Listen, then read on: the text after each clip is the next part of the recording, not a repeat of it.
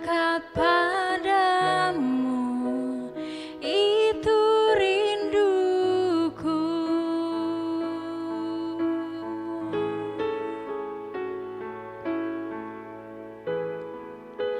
Setiap kataku kau pun menunggu.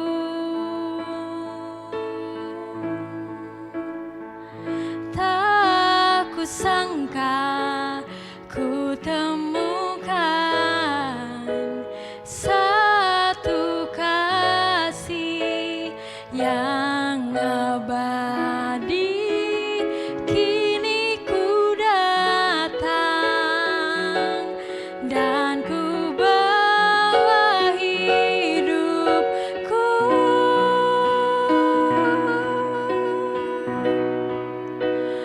Memandang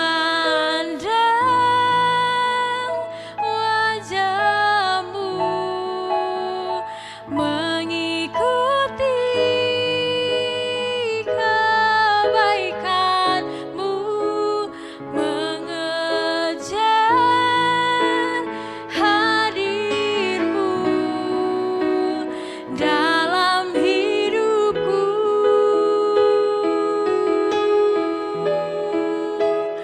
Membawa sembahku, menyatakan kebesaran-Mu, mengejar hadir-Mu dalam hidupku.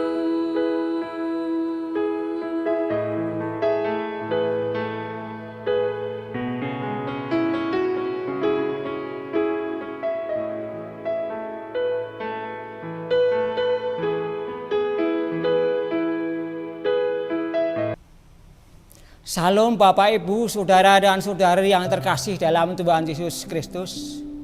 Selamat berjumpa kembali di dalam acara Rehat hari ini.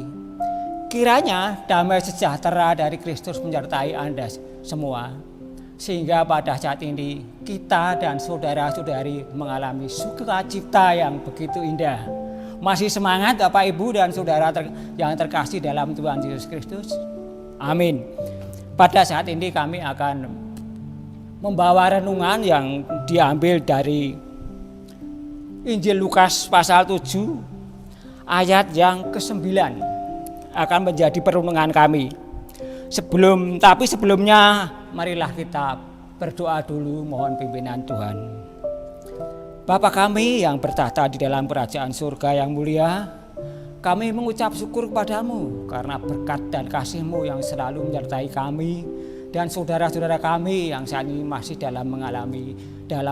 mengalami pandemi pada saat ini ya Bapak. Kiranya tetap menjaga protokol kesehatan sehingga kami dapat membantu COVID-19 ini supaya tidak berkembang dan kami bisa hidup seperti sedia kala dapat bertatap muka kembali. Bapa, terima kasih, kami serahkan renungan ini pada kuasa-Mu. Biarlah Engkau memberi kuasa kepada kami dengan kuasa Roh Kudus-Mu sehingga kami dapat mengutarakan firman-Mu ini dengan baik dan benar.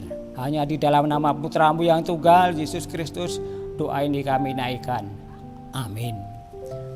Bapak, Ibu, dan Saudara yang terkasih dalam Tuhan Yesus Kristus, kita akan merenungkan Injil Lukas pasal 7 ayat yang ke-9 yang demikian bunyinya.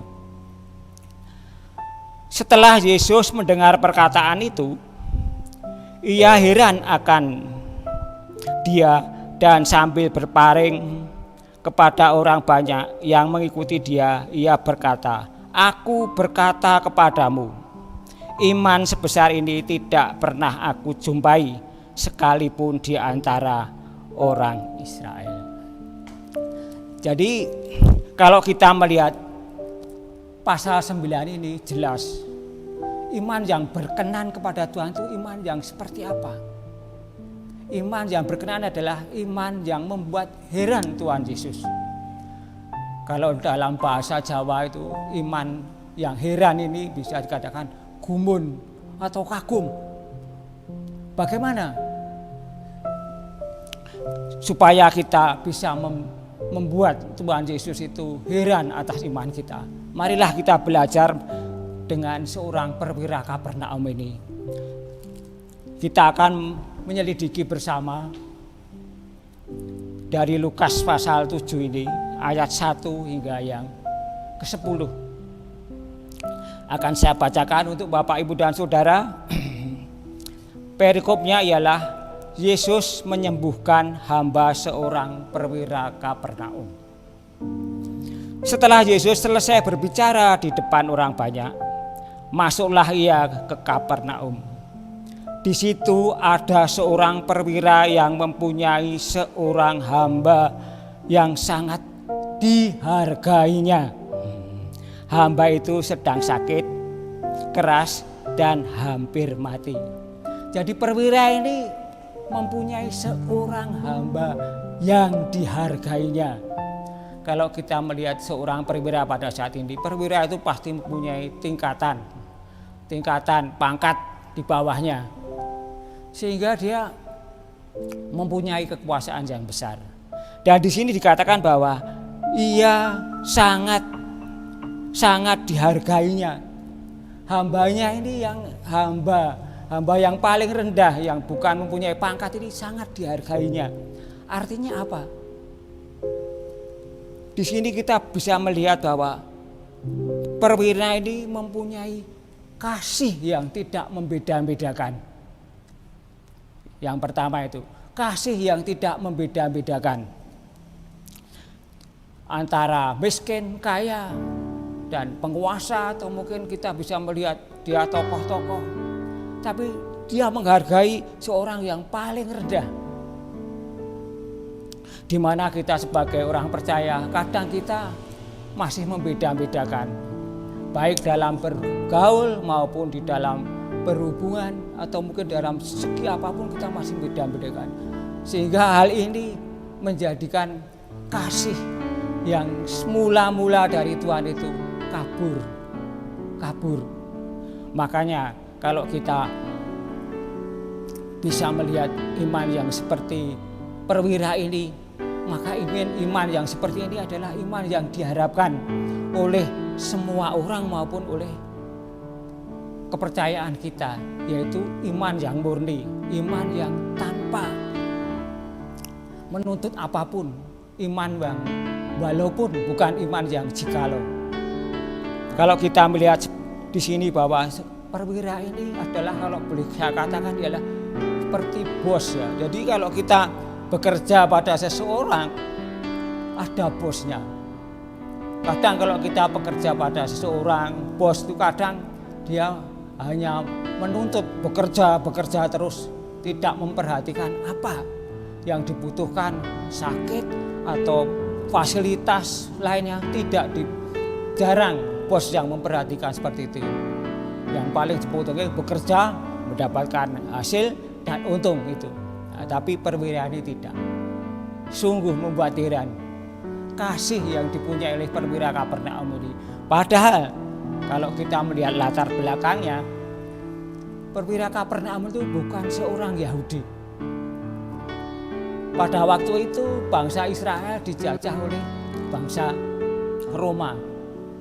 Jadi ini adalah orang Roma, bukan orang Yahudi yang sangat kental sekali dengan sebutan umat pilihan Tuhan. Tapi tadi pada ayat yang 9 dikatakan, walaupun dia berkata padamu, iman sebesar ini tidak pernah aku jumpai sekalipun di antara orang Israel. Jadi lantas bagaimana? Memang mengherankan sekali. Yang pertama adalah kasih perwira ini sangat mengherankan Tuhan Yesus, dan memang ini kasih yang harus dilakukan setiap orang percaya. Harusnya kasih tidak membeda-bedakan, tidak pilih-pilih. Oh, kalau di dalam suatu persekutuan, oh ini yang mengadakan orangnya top, wah, yang datang banyak sekali. Tapi kalau yang menggunakan persekutuan itu orangnya ya tidak punya, kadang yang datang sedikit. Saya kalau melihat sampai sedih, aduh, ya, apakah ini yang diharapkan? Tentunya bukan. Yang kedua ialah kalau kita melihat di sini, ketika perwira itu mendengar tentang Yesus, ia menyuruh beberapa orang tua-tua Yahudi kepadanya untuk meminta supaya ia datang dan menyembuhkan hambanya. Mereka datang kepada Yesus dan dengan sangat mereka meminta pertolongannya, katanya, "Ia layak engkau tolong. Sebab ia yang mengasihi bangsa kita dan dialah yang menanggung pembangunan rumah ibadat kami." Jadi kalau kita melihat ini, perwira Kapernaum itu sangat peduli dengan kehidupan bergereja. Kita bisa melihat dia sangat akrab sekali dengan tua-tua gereja. Waktu itu tempat ibadah sangat akrab sekali, bisa mengenal, hubungannya baik. Ini berarti ini adalah perwira ini sangat setia, hadir di dalam setiap ibadat dalam gereja. Bahkan dia mengasihi bangsa, waktu itu bangsa Israel, mengasihi dan membangun rumah ibadat. Nah, apakah kita mempunyai iman seperti itu? Mengasihi orang yang bukan sebabnya, mendirikan tempat ibadah, membantu bukan tempat ibadahnya, tapi perwira ini melakukan. Nah, kadang kalau kita sendiri, kadang kita datang ke gereja ya hanya beribadah hari Minggu, hari Rabu. Tapi sewaktu hari-hari yang lainnya dan gereja membutuhkan kita untuk kerja bakti, kalau Pak Gembala menulis di dalam WA itu tidak ada yang komen. Tidak ada yang komen. Jadi gereja itu bukan hanya tempat kita untuk beribadah, mengucap syukur kepada Tuhan, memberi persembahan, tapi gereja adalah merupakan suatu kegiatan yang meliputi semua ya. Mungkin gereja kekurangan tenaga dalam kerja bakti, mungkin ke gereja kurang dana untuk membangun ini, sehingga kita bisa membantu walaupun hanya di dalam doa kalau bagi yang punya. Tapi itu adalah merupakan suatu kerinduan bagi orang percaya supaya tetap peduli bagaimana gereja kita itu supaya kelihatan baik, indah, bisa menampung orang banyak yang belum percaya, bisa tertarik supaya masuk menjadi mengenal Tuhan kita. Itu adalah tugas kita. Nah, inilah yang menjadi PR bagi kita semua. Jadi gereja bukan hanya tempat untuk beribadah, mengucap syukur, persembahan, tapi gereja merupakan pergumulan kita, kegiatan kita dalam setiap hal. Itulah yang membuat Tuhan Yesus heran dengan perwira ini, karena begitu peduli sekali dengan kegiatan gereja sampai ia membantu pembangunannya. Nah, ini menjadi dorongan bagi kita. Apakah yang sudah saya perbuat untuk gerejaku, walaupun hanya menyumbang di dalam doa atau hanya sekedar sedikit memberikan persembahan atau persepuluhan. Nah, itulah yang perlu kita menjadi perenungan kita. Yang ketiga ialah iman seorang perwira Kapernaum itu sungguh besar, di mana di sini bisa tak catat bahwa keyakinan seorang perwira ini adalah sungguh besar percayaannya. Mengapa begitu dia hanya mengatakan saja, "Sebab aku sendiri bawahan dan di bawahku ada pula prajurit. Jika aku berkata kepada salah seorang prajurit itu, 'Pergi,' maka ia pergi. Dan kepada seorang lagi, 'Datang,' maka ia datang. Ataupun kepada hambaku, 'Kerjakanlah ini,' maka ia mengerjakannya." Jadi inilah yang menjadi iman yang menjadi bendera. Karena apa?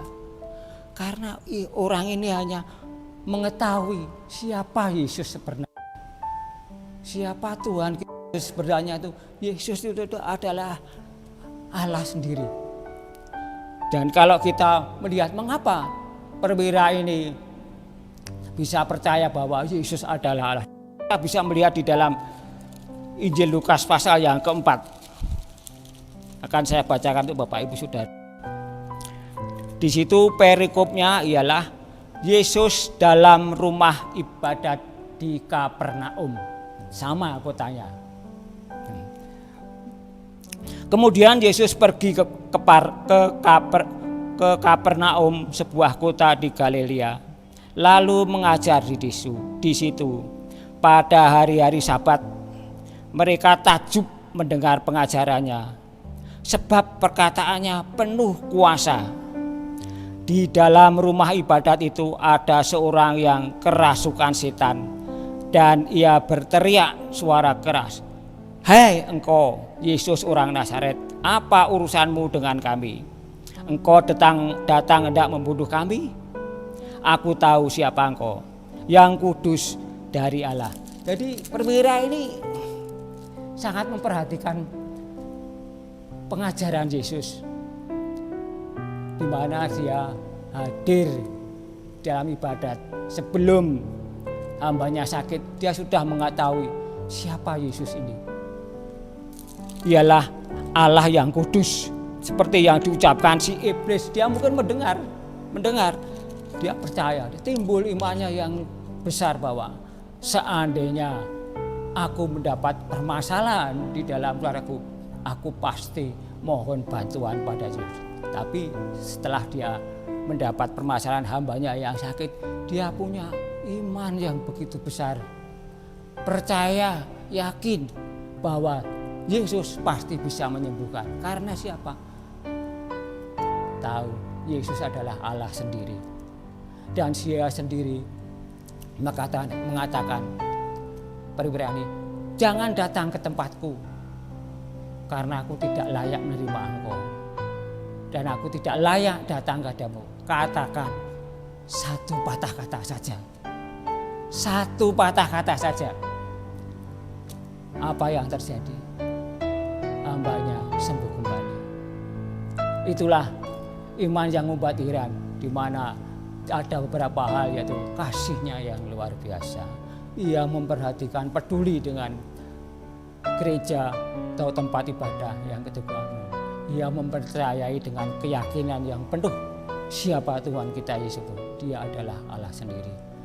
Jadi saya sangat tertarik sekali. Jadi kalau kita belum mempunyai iman yang mengheran kepada Tuhan Yesus, marilah kita mohon kepadanya. Datanglah dalam setiap ibadah di gereja, baik itu sekolah minggu, ibadah Rabu atau yang lain, maka iman kita akan dibangun, dipupuk. Dan di gereja baptis ini adalah yang paling utama adalah masih mengadakan sekolah dari lansia, yang dari anak-anak sampai lansia masih belajar mengenai Alkitab ini dengan bimbingan orang-orang yang tidak sembarangan, di mana untuk juniornya ada Pak Gembala Sutoyo, Pak Yon, Pak Pendeta Martinus, dan lain-lainnya, sehingga iman kita bisa bertumbuh. Dan pada waktu mulai liburan kemarin, saya sangat terkesan dengan pondasi iman. Pondasi iman itu ada 5 hal. Nah, ini perlu dipupuk kepada anak-anak kita, cucu-cucu kita, supaya dia mempunyai pondasi iman yang kuat.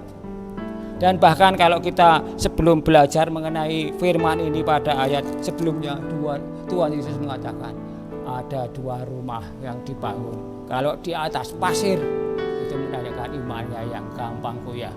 Tapi kalau di atas batu, kita mendirikan pondasi iman kita itu di atas batu, yaitu Tuhan Yesus Kristus menjadi landasan kita, kepercayaan kita, maka iman kita akan selalu diperbarui, dibangun, dan kita akan menjadi hamba Tuhan yang sesuai dengan definisi iman, yaitu iman adalah dasar dari segala sesuatu yang kita harapkan, dan bukti dari segala sesuatu yang tidak kita lihat.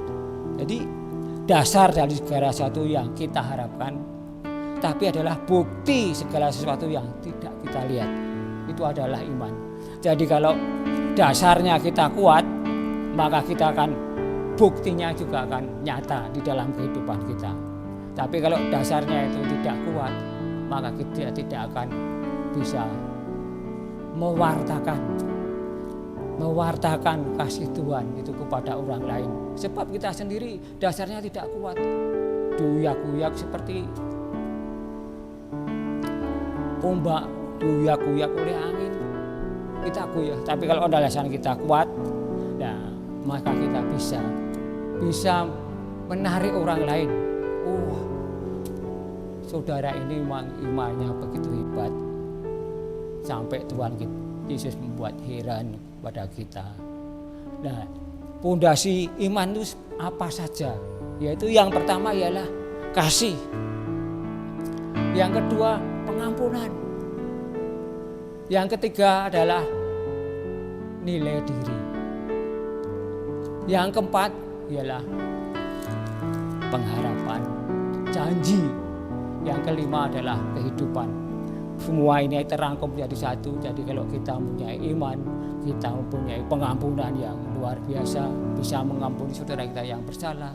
Kita bisa menjaga diri kita, nilai diri kita. Siapakah diri kita sebenarnya? Kita itu sebenarnya adalah calon pewaris kerajaan surga.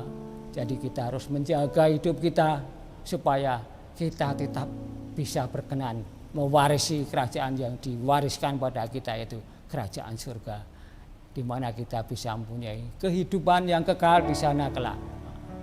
Supaya kita, walaupun saat ini kita sudah banyak berpisah dengan saudara-saudara kita seiman yang sudah mendahului kita, tapi saya meyakini pasti kita akan berjumpa kembali.